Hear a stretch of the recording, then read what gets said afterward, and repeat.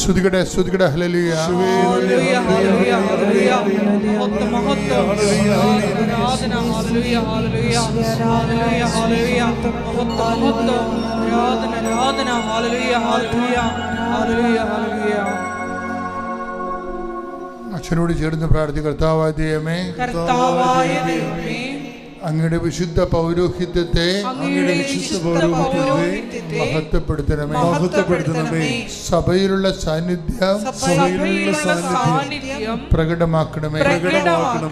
കർത്താവേ, തീർത്ഥാടനത്തിൽ പ്രാർത്ഥിക്കുന്നവരും ഓൺലൈനിൽ പ്രാർത്ഥിക്കുന്നവരും അവർ രോഗികളായിട്ടുള്ളവരുടെ മേൽ അങ്ങയുടെ തിരുമുറിവാർന്ന വലതുകരം വയ്ക്കണമേ. ഓരോ രോഗികളുടെ മേലും അങ്ങനെ വിശുദ്ധമായ തിരുമുറിവാർന്ന വലതുകരം സ്പർശിക്കണമേ. തൊണ്ടയിലെ രോഗികള്, ടോൺസൈറ്റ് രോഗികള്, തൈറോയ്ഡ് രോഗികള്, ശ്വാസകോശ രോഗികള്, കരള് രോഗികള്, ഹൃദയ രോഗികള്, ഉദര രോഗികള്, അൾസർ രോഗികള്, രോഗമുള്ളവര്, ആന്തരിക അവയവങ്ങളിലെ മുഴകളുള്ളവര് കർത്താവിന്റെ രക്തത്താൽ നനക്കപ്പെടട്ടെ. യേശുവിന്റെ നാമത്തിൽ മാരക രോഗങ്ങള്, തീരാവേദികള് യേശുവിന്റെ നാമത്തിൽ ഈ നിമിഷം മാറിപ്പോകട്ടെ. ഹല്ലേലൂയ, ഹല്ലേലൂയ, ഹല്ലേലൂയ, ഹല്ലേലൂയ. യേശുവേ, ഹല്ലേലൂയ, ഹല്ലേലൂയ.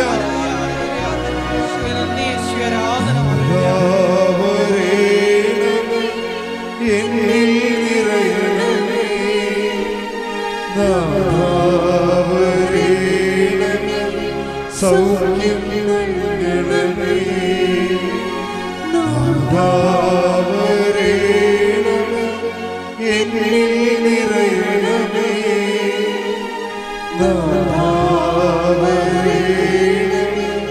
സൗഖ്യം നൽകണമേ.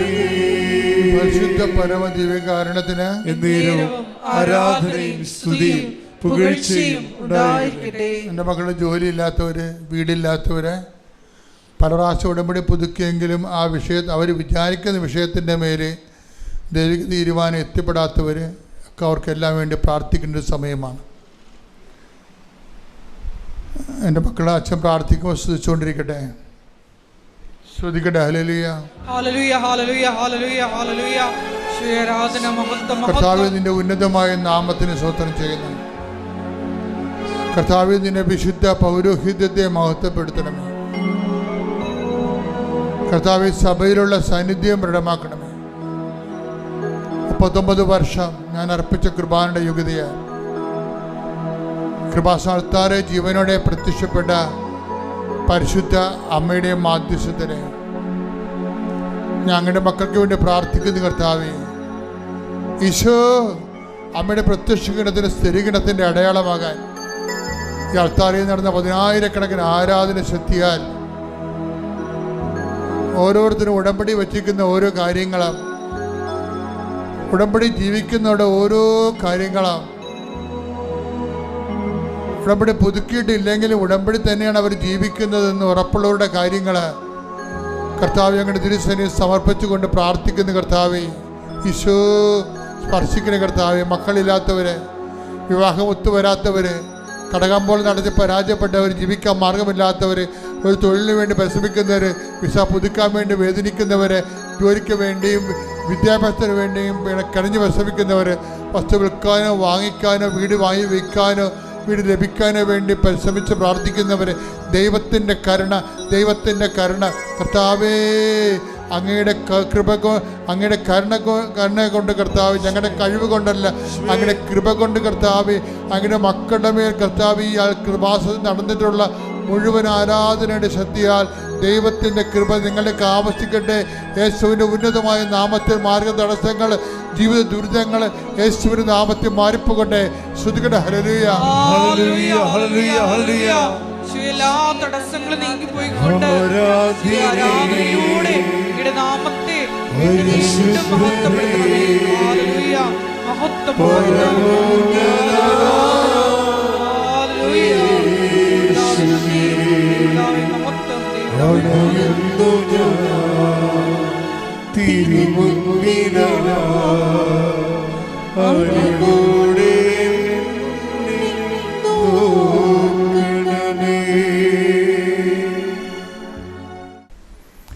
നിങ്ങൾ ഉപ്പ് ഇട്ട് പ്രാർത്ഥിക്കണമെന്ന് പറയണില്ലേ? എപ്പോഴും നമ്മൾ ശ്രദ്ധിക്കണമെന്ന് വെച്ച് കഴിഞ്ഞാൽ നിങ്ങളതൊരു ശുദ്ധപ്രയോഗം പോലെ ചെയ്യരുത്.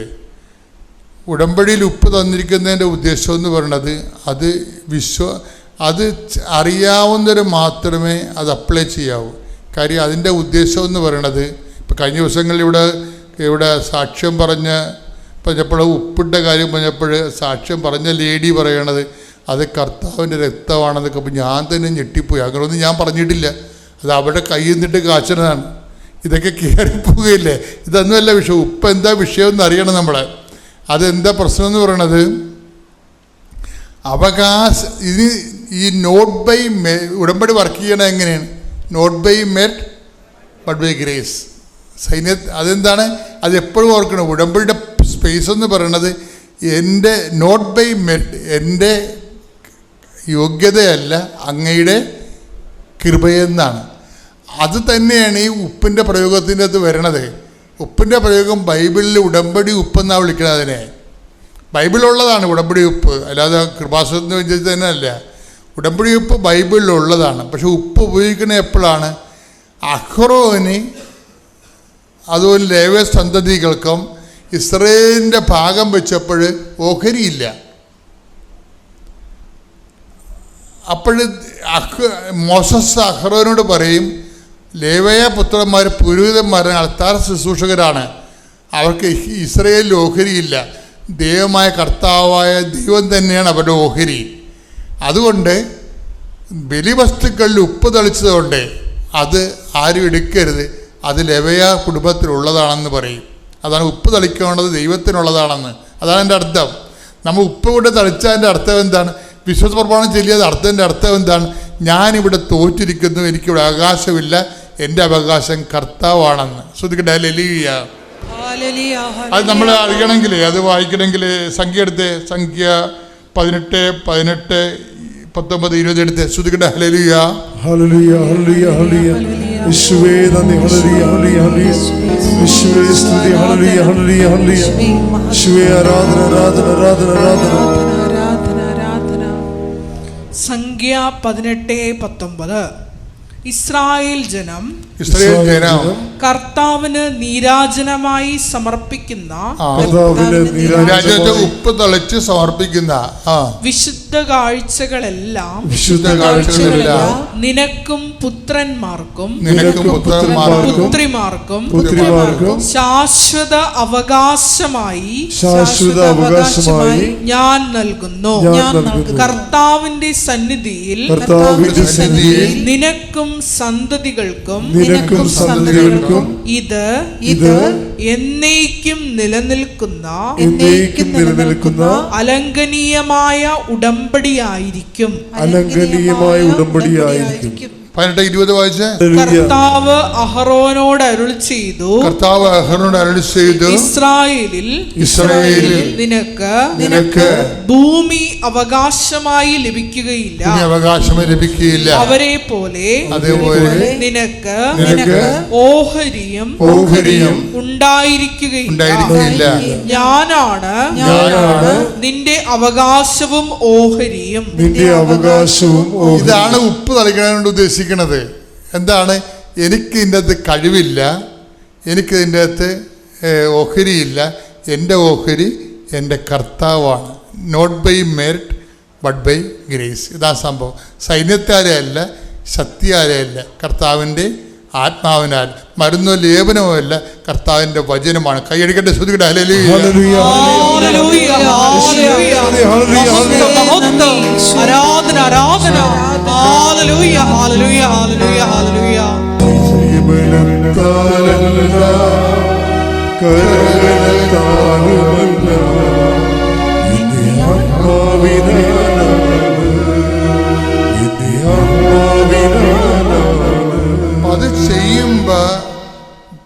വിശ്വാസ പ്രമാണം ചങ്കെ കൊണ്ട് ചൊല്ലിയിട്ട് വേണം അത് പ്രയോഗിക്കാൻ. ഇത് വിശ്വാസ പ്രയോഗമെന്ന് പറയും. ഞാൻ നേരത്തെ പറഞ്ഞിട്ടുള്ളതാണ്, പുതിയ ആൾക്കാർ കേൾക്കാം. വിശ്വാസത്തെ ഉടമ്പടിയിൽ നമുക്കറിയാം, വിശ്വാസത്തെ നമുക്ക് പ്രാർത്ഥനയാക്കി മാറ്റാം, വിശ്വാസത്തെ നമുക്ക് പ്രഖ്യാപനമായി മാറ്റാം, വിശ്വാസത്തെ നമുക്ക് പ്രയോഗമായി മാറ്റാം. അപ്പോൾ ഉടമ്പടിയിലാണ് പ്രയോഗവിധികളുള്ളത്. വിശ്വാസത്തെ പ്രയോഗമാകും. ഇപ്പോൾ എന്താണ് ഇപ്പോൾ ഇവർ പറയണത്, ഇവർ PT പരീക്ഷയ്ക്ക് പോകും. ഇപ്പോൾ ഈ സ്ഥലത്തിൻ്റെ കാര്യം പറഞ്ഞല്ലേ, സ്ഥലത്തിൻ്റെ കാര്യം ഇവർ ഒപ്പിട്ട് കഴിഞ്ഞപ്പോൾ തന്നെ ഈ വില്ലേജ് ഓഫീസറിന് സാറിനോട് ഇത് കാര്യം പറഞ്ഞു, ഇതാണ് സംഭവം എന്ന് പറഞ്ഞു. പുള്ളി അവിടെ ഇരുന്നിട്ട് അപ്പം തന്നെ പച്ച മഷി എടുത്തിട്ട് സാങ്ഷനാക്കും. ഓൺ ദി സ്പോട്ട് സാങ്ഷൻ ആക്കുകയാണ്. 3 കൊല്ലത്തെ ഫയൽ അവിടെ ഇരിപ്പുണ്ട്. 3 കൊല്ലത്തെ ഫയൽ അവിടെ ഇരിപ്പുണ്ടെന്ന് അറിയണോ? എന്നിട്ട് സാങ്ഷൻ ആക്കിയിട്ട് അദ്ദേഹമാണെങ്കിൽ ഒരു എന്തോ ഹാൻഡിക്യാപ്ഡായിട്ടുള്ള ആളാണ്. അദ്ദേഹം എന്നിട്ട് അവിടെ നിന്ന് വീൽ ചെയർ ഉന്തി അദ്ദേഹം ഈ ആദ്യം മുടക്ക് പറഞ്ഞ ആളിൻ്റെ അടുത്ത് വരും എന്ന് പറയും, സാങ്ഷൻ ആക്കിയിട്ടുണ്ട്, സെറ്റ് ചെയ്തേക്കാൻ പറയും. അപ്പോഴേ എന്നിട്ട് വില്ലേജ് ഓഫീസർ പോകും. അപ്പോൾ ഈ സൂപ്രണ്ട് പറയും, മാഡം എന്ത് ചതിയാണ്, നടക്കത്തില്ല. കാര്യം നിങ്ങളോട് ആദ്യം ഞാൻ പറഞ്ഞില്ലേ, ഇവിടെ ഫയൽ ഇങ്ങനെ ഇരിക്കണം കണ്ടില്ലേ, 3 കൊല്ലത്തെ ഉണ്ടെന്ന് പറയും. അപ്പോൾ ഓക്കെ എന്ന് പറഞ്ഞുകൊണ്ട് ഇവർ പോരും. അവർ അതിൻ്റെ പേരിലൊന്നും പറയാൻ നിൽക്കില്ല. എന്താ കാര്യം? ഉടമ്പടിയിലുള്ളവർ അധികം സംസാരിക്കത്തില്ല. നമുക്ക് അവരോട് സംസാരിക്കേണ്ട കാര്യമില്ലല്ലോ. നമ്മൾ സെൻറ്ററിലല്ലേ സാധനം പിടിക്കുന്നത്, അതെപ്പോഴും ഓർക്കണം നിങ്ങൾ. സെൻറ്ററിൽ പിടിപാടുള്ളവർ അധികം സംസാരിക്കത്തില്ല. അല്ലാത്തവർ മുഖ്യം മൂല്യം വായത്തൊന്നൊക്കെ വിളിച്ച് പറഞ്ഞിട്ട് പോകും. നിങ്ങൾക്ക് മനുഷ്യൻ്റെ വിഷമം അറിയാൻ പറ്റില്ല, കഷ്ടം, ഞാൻ എത്ര അത് നടക്കണം, ഞാൻ ഒരൊറ്റ പെണ്ണല്ലേ, ഇങ്ങനെ ഈ മനുഷ്യന്മാർ വായത്തൊന്നൊക്കെ വിളിച്ച് പറയുമല്ലോ. അങ്ങനെയൊന്നും വിളിച്ചു പറഞ്ഞ കാര്യമില്ല. ഉടമ്പടിക്കാർ ഉടമ്പടിയിൽ ഇരിക്കുന്നത് നമുക്ക് തന്നെ തോന്നുന്നത് നമ്മൾ ഉടമ്പടിയിലാണെന്ന്. അപ്പോൾ ഇവരൊന്നും മിണ്ടിയില്ല. കാര്യം എന്താണ്? അത് വേറെ സെൻട്രൽ ഓഫീസുണ്ട്, അത് മറിയത്തിൻ്റെ ഓഫീസിൽ ചെയ്യണ കാര്യമാണത്. ഇവർ ചെയ്യണമല്ലത്, അതവരോട് ചെയ്യും. അത് ചെയ്തിട്ട് മാത്രമേ റിപ്പോർട്ട് ചെയ്യത്തുള്ളൂ. എന്നിട്ട് അവർ കണ്ട് പോകുന്നു. പിറ്റേ ദിവസം ഇവരെന്ത് ചോദിച്ചാൽ, ഇവർ ആ ഉപ്പ് കൊണ്ടുവന്ന് ഈ റിസർവേ മാറിപ്പോയ സ്ഥലത്ത് കൊണ്ടുവന്ന് വിശ്വപ്രമാണം ചൊല്ലി അവർ കുർബാനയ്ക്ക് പോയി. കുർബാനയ്ക്ക് പോയിട്ട് ഞായറാഴ്ച തിരിച്ചു വന്ന ശേഷം റീസർവേ മാറിപ്പോയ പുരയിടത്തിൽ കൊണ്ടുവന്ന് ഈ ഉപ്പ് വിശ്വപ്രമാണം ചൊല്ലിയിട്ട് 5 മിനിറ്റ് കഴിഞ്ഞപ്പോൾ തന്നെ ഒരു സർവേയർ ഇവരെ വിളിക്കും. അത് ടൈം കണ്ട, ടൈം എന്താ ഇങ്ങനെ നിൽക്കുകയാണ്. 5 മിനിറ്റ് കഴിഞ്ഞപ്പോൾ ഒരു സർവേയർ വിളിക്കും, മാഡം നിങ്ങളുടെ നാളെ 11 മണിക്ക് നിങ്ങൾ ആ പുരയിടത്തിലുണ്ടാകണം, ഞാൻ അളക്കാൻ വരുന്നുണ്ടെന്ന്. നോക്കിയേ, ഇതാണ് ടൈം ഷോർട്ടണിങ് എന്ന് പറയണത്. ടൈം ഷോർട്ടണിങ്, സമയ ചുരുക്കം എന്ന് പറയും. മറിയം അത് ഒപ്പിട്ട് കഴിഞ്ഞാൽ പിന്നെ ആർക്കും തടുക്കാൻ പറ്റത്തില്ല. ഞാൻ തുറന്ന വാതിൽ ആരും അടക്കത്തില്ല, അടച്ച വാതിൽ take the word of God. ശ്രുതിക്കട്ടെ ഹല്ലേലൂയ. ഹല്ലേലൂയ ഹല്ലേലൂയ ഹല്ലേലൂയ ഹല്ലേലൂയ. യേശുവേ നന്ദി. ഹല്ലേലൂയ ഹല്ലേലൂയ ഹല്ലേലൂയ. ഈശോ ആരാധന ആരാധന. എന്റെ ഈശോയുടെ അമ്മേ, എന്റെ അമ്മേ, എനിക്ക് ഈശോ തന്നൊരമ്മേ. അമ്മേ എന്റെ അമ്മേ, എന്റെ ഈശോയുടെ അമ്മേ, എന്റെ അമ്മേ, എനിക്ക് ഈശോ തന്നൊരമ്മേ. Ave Maria. ശ്രുതിയുടെ ഹല്ലേലൂയ. ആവേ മരിയ കന്യാമാതാവേ, ആവേ മരിയ കന്യാമാതാവേ, അമ്മേ എന്റെ അമ്മേ, എന്റെ ഈശോയുടെ അമ്മേ, എന്റെ അമ്മേ, എനിക്ക് ഈശോ തന്നൊരമ്മേ. യെശയ്യാ 22:22. യെശയ്യാ 22:22. ദാവീദ് ഭവനത്തിന്റെ താക്കോൽ, ദാവീദ് ഭവനത്തിന്റെ താക്കോൽ അവന്റെ തോളിൽ ഞാൻ വച്ചു കൊടുക്കും.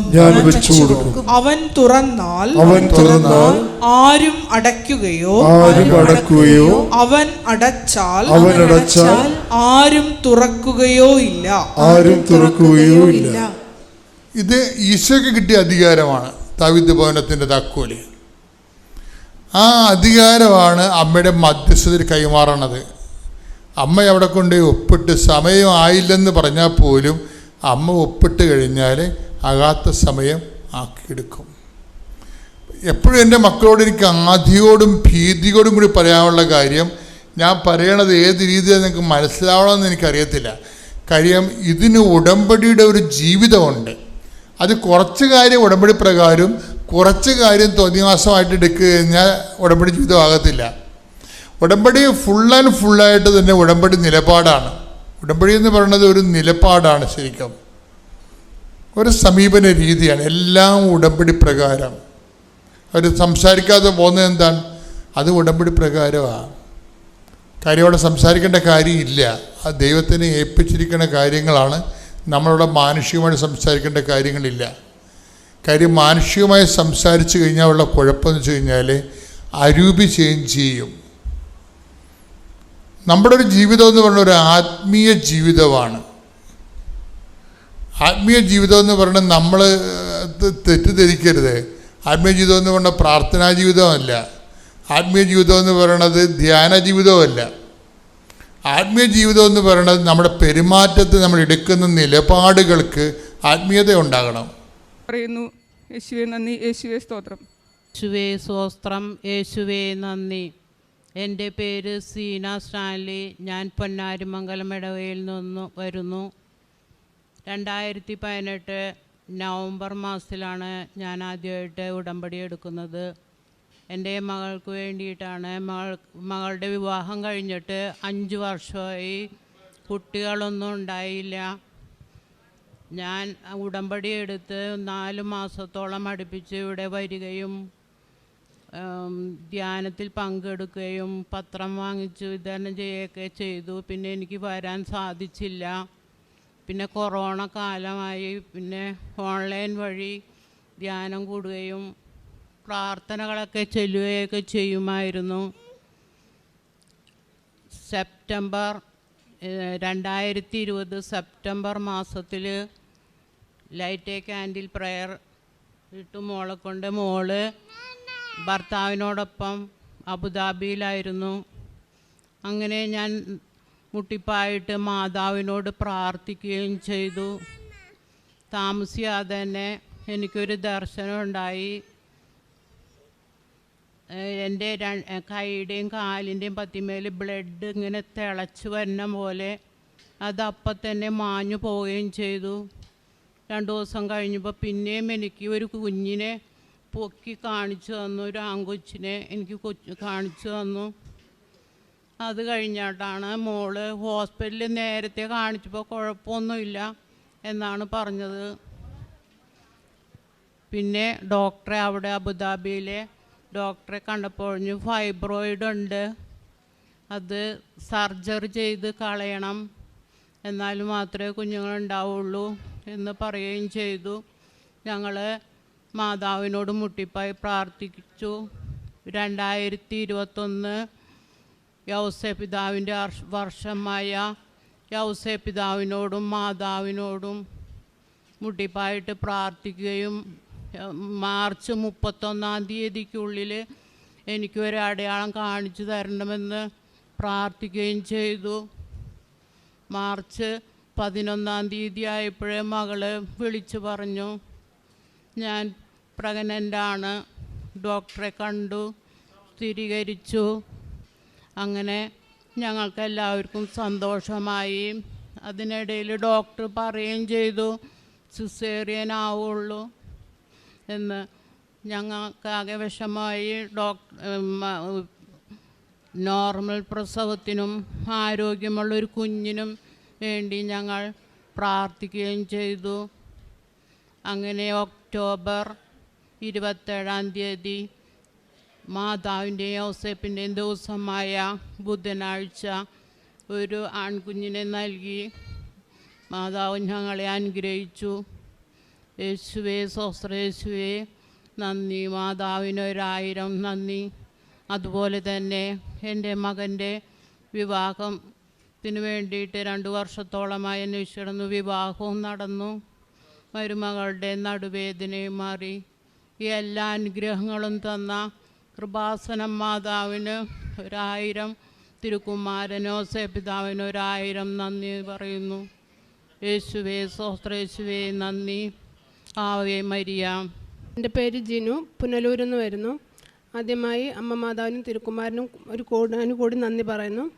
ഞാൻ പലതവണ DHA എക്സാം എഴുതിയെങ്കിലും എനിക്കതിൻ്റെ റിസൾട്ട് ഫെയിലായിരുന്നു. അങ്ങനെ ഞാൻ പിന്നെ അബുദാബിക്ക് പോയി അവിടെ 7 മാസം ജോലി ചെയ്ത് ഞാനും എൻ്റെ കുഞ്ഞുമായിട്ടായിരുന്നു പോയത്.